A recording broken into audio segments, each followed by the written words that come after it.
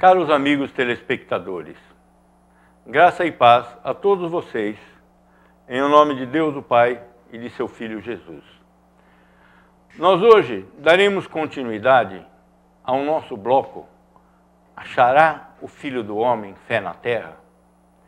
Nós temos falado nos nossos últimos blocos sobre o fim dos tempos, o dia do juízo final, o fim do mundo e as coisas que vão anteceder a esses acontecimentos. Nós falamos que a segunda vinda de Cristo e o final do mundo serão eventos simultâneos, acontecerão ao mesmo tempo. Nós falamos também, pelo que nos diz a Bíblia, é claro, que muitas coisas acontecerão no final dos tempos. Guerras, rumores de guerras, catástrofes naturais, perseguição aos cristãos e a apostasia que tomará conta do mundo e da igreja. E esse assunto que nós tratamos hoje, achará o Filho do Homem fé na Terra, diz respeito particularmente à situação da igreja no final dos tempos. Fato esse que nós já observamos hoje. A apostasia já está tomando conta da igreja cristã. A religiosidade já não está significando grande coisa na salvação das pessoas. Cada denominação prega um Cristo diferente da outra. Cada denominação prega um sistema de salvação diferente da outra. As religiões, na verdade, estão se afastando da verdade bíblica para agradar os seus fiéis. Para agradar os seus fiéis. A grande verdade que se apresenta já nos dias de hoje é que as religiões cristãs estão numa luta terrível pelo ibope, pelo dízimo, mas esqueceram das verdades bíblicas, esqueceram da alma dos seus fiéis. Isso é uma verdade muito triste, mas que não é difícil de ser constatada.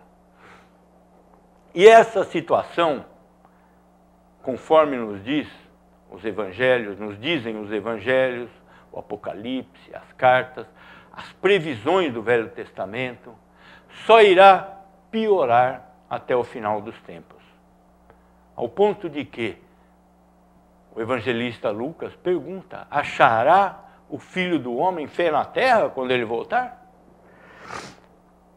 Nós vimos no final do nosso outro programa, do nosso bloco anterior, que uma parte das previsões que se referem ao julgamento de Cristo realizou-se na destruição de Jerusalém, na destruição do templo.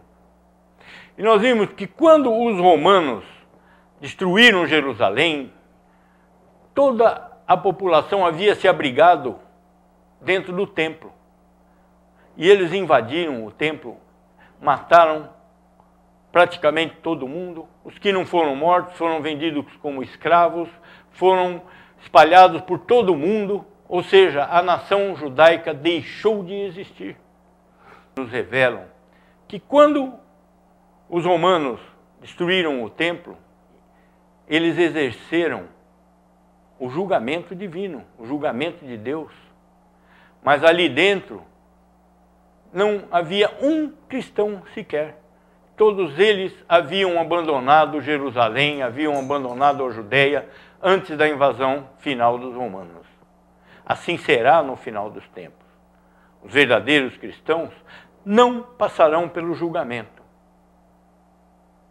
Aqueles que forem condenados serão condenados inapelavelmente.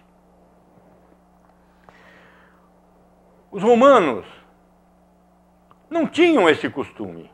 Por que nós podemos dizer que eles foram um instrumento de vingança nas mãos de Cristo? Um instrumento do julgamento de Deus para aquele povo que havia rejeitado a Cristo. Aquele mesmo povo que disse: caia sobre nós o seu sangue e sobre nossos filhos. E caiu. Nós não podemos blasfemar Nós não podemos proferir maldições. Como diz o apóstolo Tiago, da mesma boca procede bênção e maldição. O homem tem que tomar muito cuidado com as suas palavras, porque fatalmente a má palavra volta contra aquele que a proferiu. Os romanos não tinham esse costume. Os romanos preservavam as religiões, os costumes, o comércio com aqueles povos conquistados. Nesse caso particular, eles foram realmente usados por Deus para exercer o seu juízo.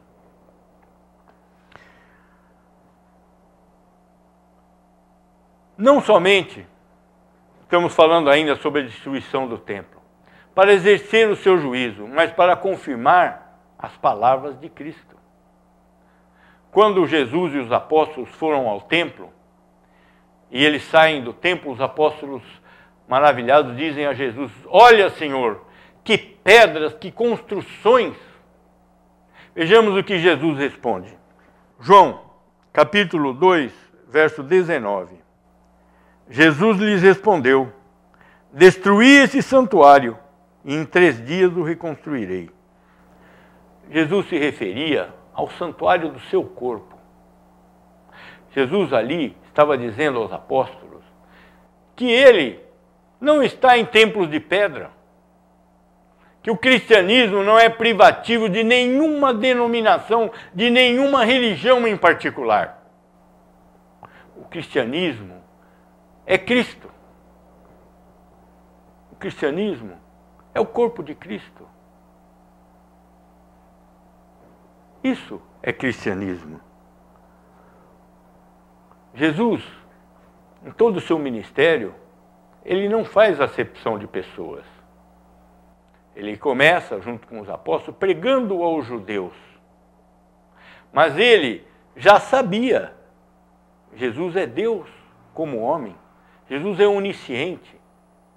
Ele sabia que através da negação de Cristo pelos judeus, o evangelho seria pregado a todo mundo, sem distinção.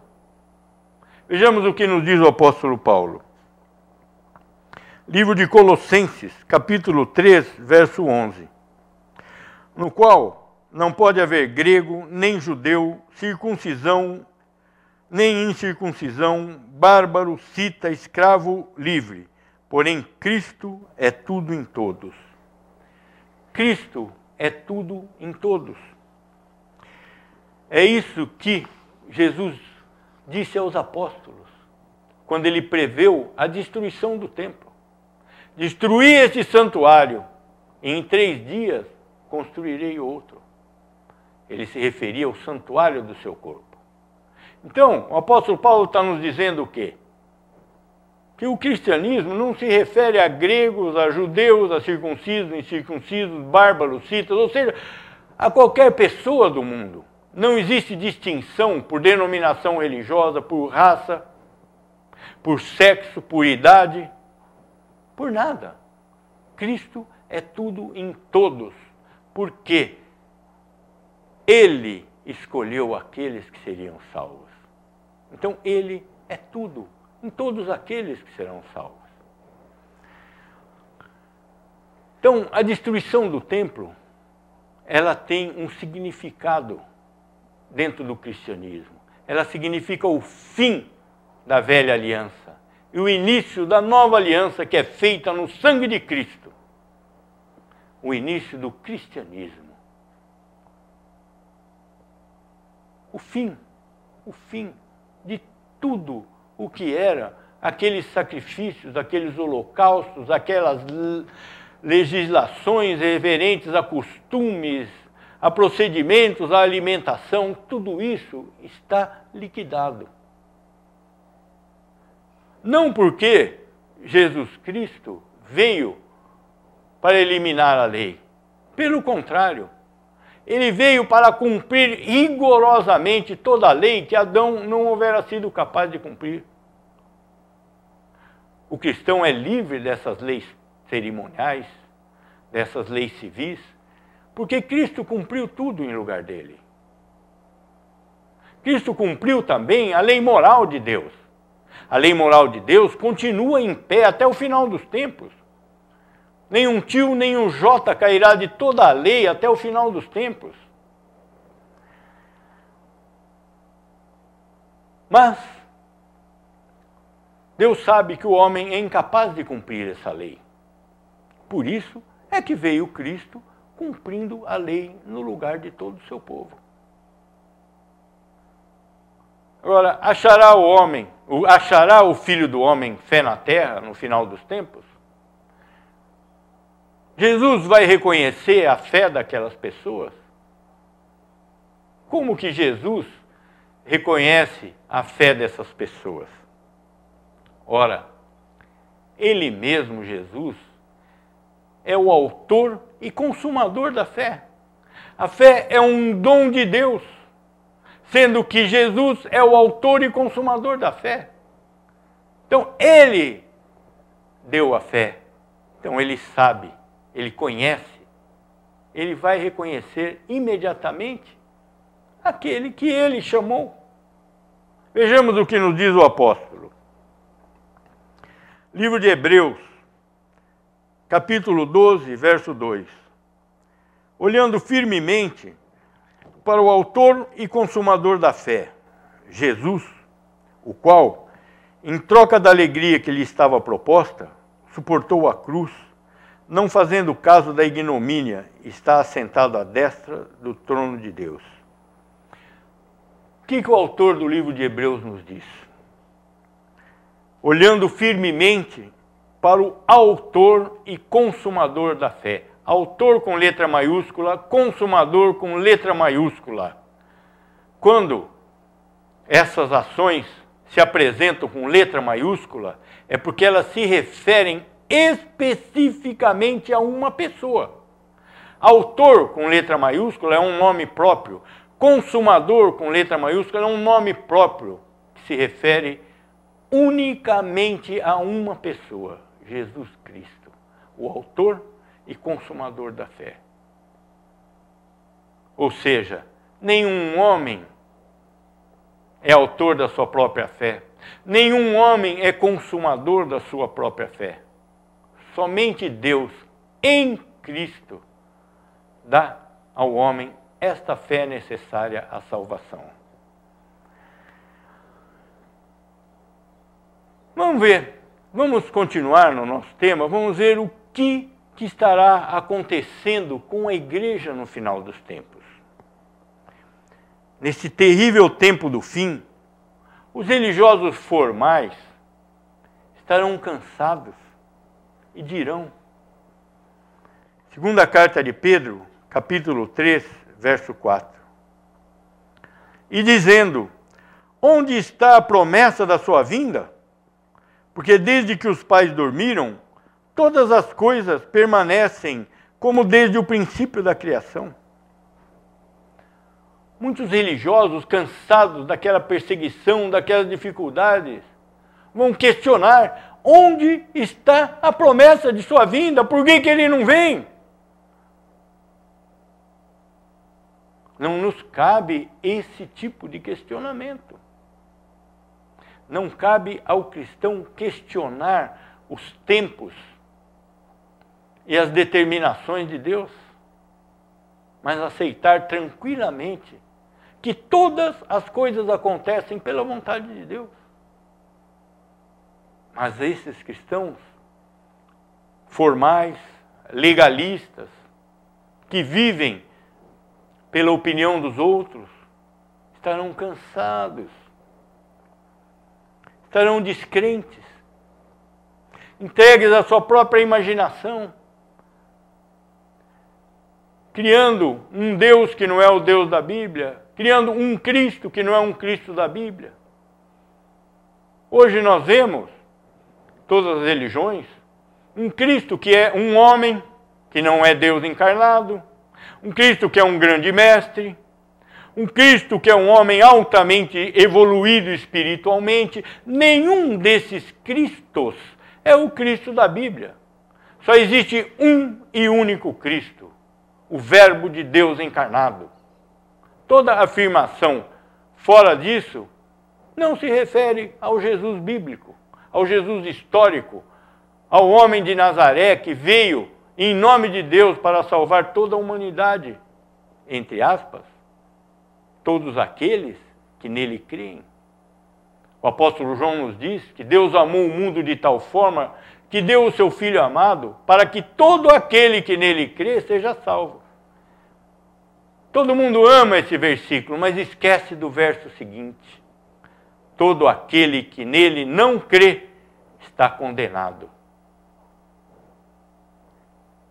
Está condenado. Não é assim. Deus não é só amor.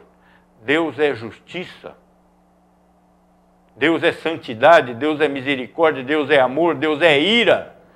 Todas as qualidades de Deus convivem juntamente no seu ser.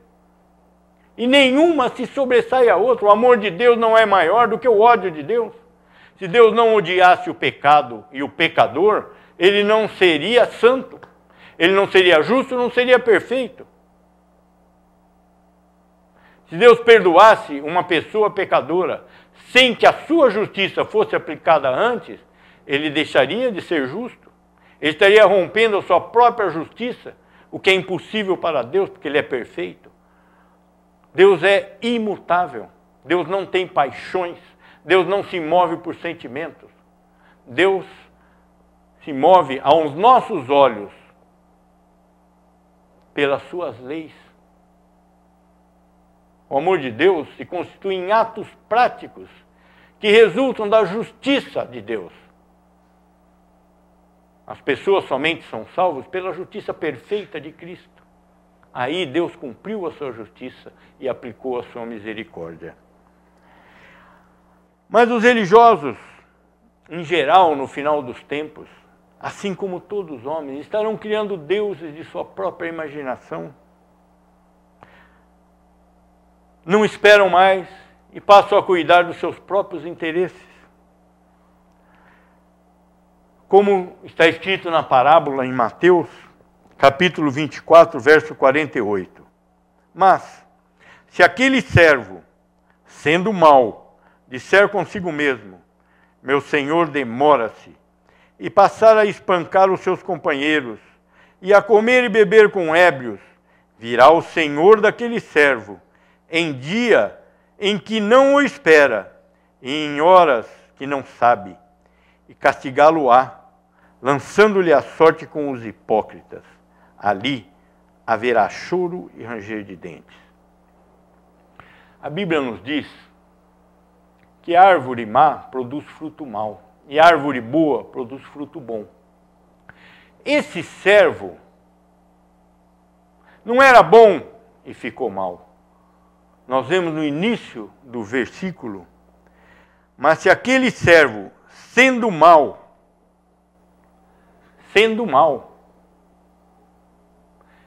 ele era mau, mas na presença do seu senhor, na presença de muitas pessoas, ele se portava como bom, mas dentro do seu coração, ele já era mau.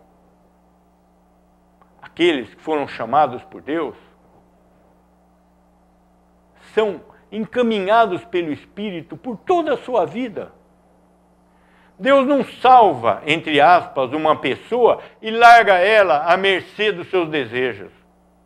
Nosso Deus não é um Deus caprichoso, que enche a pessoa de desejo e exige continência, que sabendo que a pessoa é incapaz, exige algo além do que ela é capaz. Jesus nos diz que o seu fardo é leve. Por que o fardo de Jesus é leve? Porque Ele carrega o nosso fardo.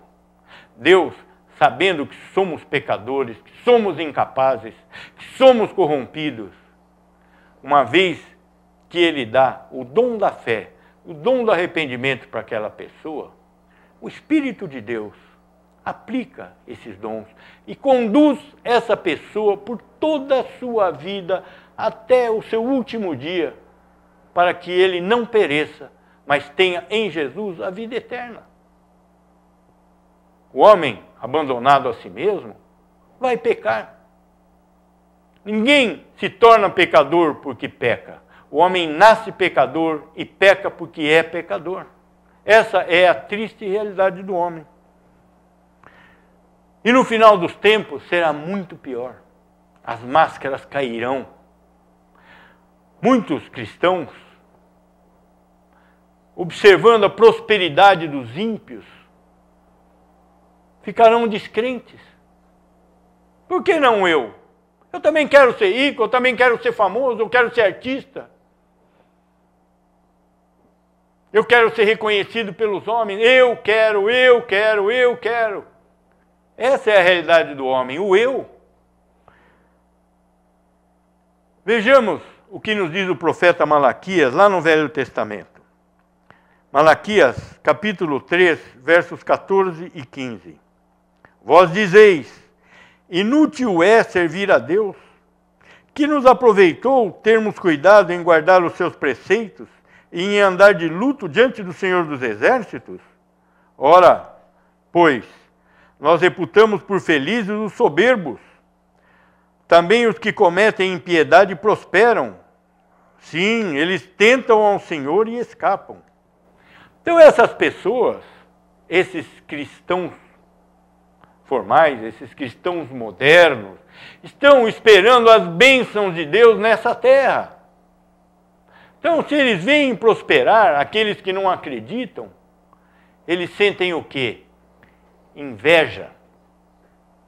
Muitos filósofos dizem com toda razão que a inveja é a mola que move o mundo. Esses cristãos serão tomados de inveja. Invejarão a prosperidade material das pessoas. Negarão a Deus porque não deu a eles aquela prosperidade material. Isso é o que nos aguarda no final dos tempos, mas o que já vemos hoje. Todas essas coisas que irão acontecer na igreja no final dos tempos, nós já vemos hoje. Só que isso irá se agravar, irá piorar. Por quê? Porque as máscaras cairão. Os homens se cansarão da hipocrisia e manifestarão seu ódio e a sua inveja abertamente. O Senhor virá quando as coisas estiverem numa situação desesperadora, numa situação insuportável, insustentável em todos os aspectos. O final dos tempos não irá acontecer de maneira vã. Ele virá num momento em que as coisas estiverem críticas. Mas realmente críticas, quando a religião cristã estiver completamente deteriorada na face da terra. Nós vimos, em blocos anteriores, que o final dos tempos será acompanhado por guerras, rumores de guerras, catástrofes naturais, perseguições, traições, ódio, inveja, tudo quanto é sentimento negativo irá se manifestar nesse final dos tempos. Os homens se desesperarão. Os homens procurarão a morte e não a encontrarão. Os cristãos formais estarão desejando os bens do mundo. Terão abandonado aquele Cristo da Bíblia. Não adianta professar um nome de Jesus, um nome de Cristo que não seja o Cristo bíblico. Para isso, Deus nos deu a sua revelação, a sua palavra, para que creiamos nela e não fujamos dela. Vejamos o que nos diz o profeta Isaías. Isaías, capítulo 63, verso 5. Olhei, e não havia quem me ajudasse, e admirei-me de não haver quem me sustivesse, pelo que o meu próprio braço me trouxe a salvação, e o meu furor me susteve. Na minha ira, pisei os povos, no meu furor, embriaguei-os, derramando por terra o seu sangue. Essa é uma profecia que diz respeito ao julgamento final, que diz respeito as ações de Jesus naquele último dia. Pisei os povos, no meu furor embriaguei-os, derramando por terra o seu sangue. Isso é o juízo final. Essa é uma situação que deve nos levar a refletir. Quais são as instruções de Jesus para esses últimos tempos? Se as coisas já são difíceis hoje, à medida que o tempo caminha, se tornarão cada vez piores. Jesus deixou instruções. Vigiai e orai. O que é vigiar? É ficar atento a si mesmo, à sua família e ao mundo. Não se deixar contaminar. Não desejar os bens materiais que os ímpios têm. É isso que nos diz Jesus. As suas promessas estão situadas no mundo do porvir.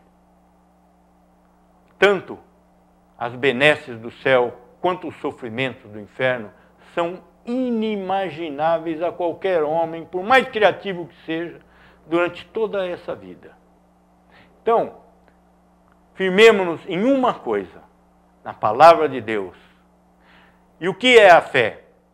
A fé é acreditar nas promessas de Jesus e acreditar que Ele é poderoso para cumprir todas essas promessas. Essa é a fé que Jesus estará procurando no final dos tempos. Achará o Filho do Homem fé na terra? É essa fé que Ele procura. Que acreditemos nas suas promessas e acreditemos que Ele é poderoso para cumprir todas estas promessas. Então, essa é a mensagem que Lucas nos traz. Achará o Filho do Homem fé na terra? Oremos. Deus onipotente, Criador dos céus e da terra, e tudo o que nele se contém. Louvado seja o teu nome, Pai. Seja feita a tua vontade, pois tu és o único digno de toda honra, toda glória e todo louvor. Traga-nos a luz da tua graça, chama-nos para a tua comunhão e conceda-nos a capacidade, a curiosidade e o entusiasmo para conhecer a tua palavra. Conserva-nos em Cristo, através da preservação do teu Santo Espírito, e mantenha todos nós, aqueles que cremos, eternamente debaixo da tua graça salvadora, em o nome de Jesus. Amém.